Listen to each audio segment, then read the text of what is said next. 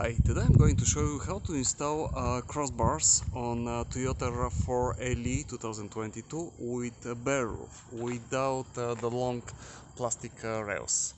And because of that sign here, just in case, I'm going to unscrew the positive terminal of the battery. I already installed the front one. So I ordered crossbars which are meant for the model which has the plastic sidebars.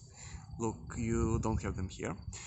So the first thing that I did was to cut off the protrusions which are supposed to go, those protrusions which are supposed to go inside the openings of the plastic bars.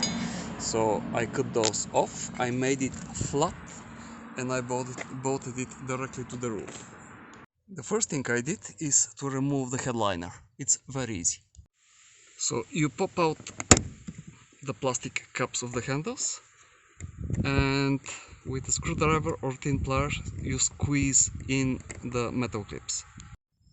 So now I put all of those with fingers, doesn't require any tools, and if the lining looks wrinkled, it doesn't matter, because after that it's going to restore its shape. Look, I already did that.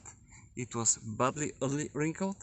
Once I put it back, everything disappeared.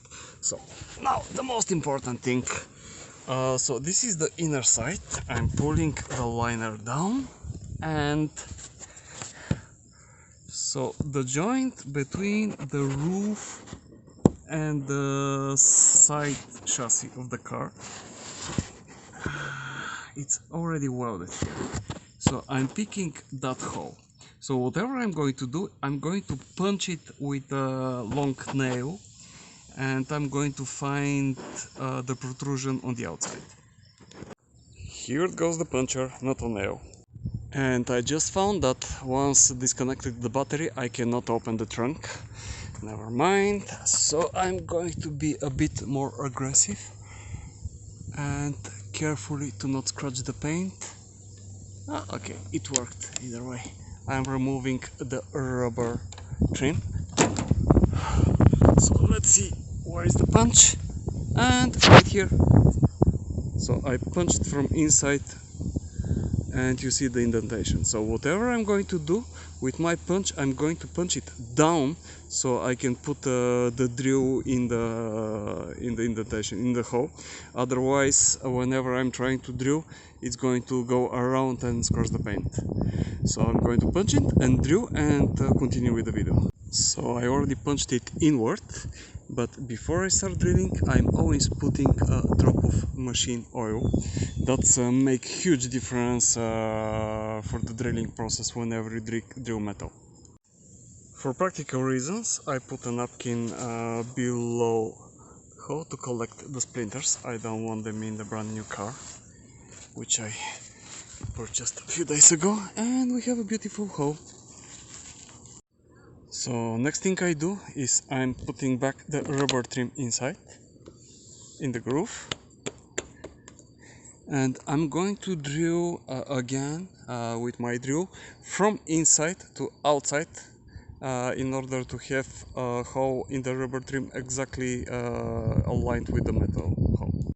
So next thing I do, I'm putting the bolt inside. I'm putting the rubber gasket which is coming with the trim between the car and the bracket.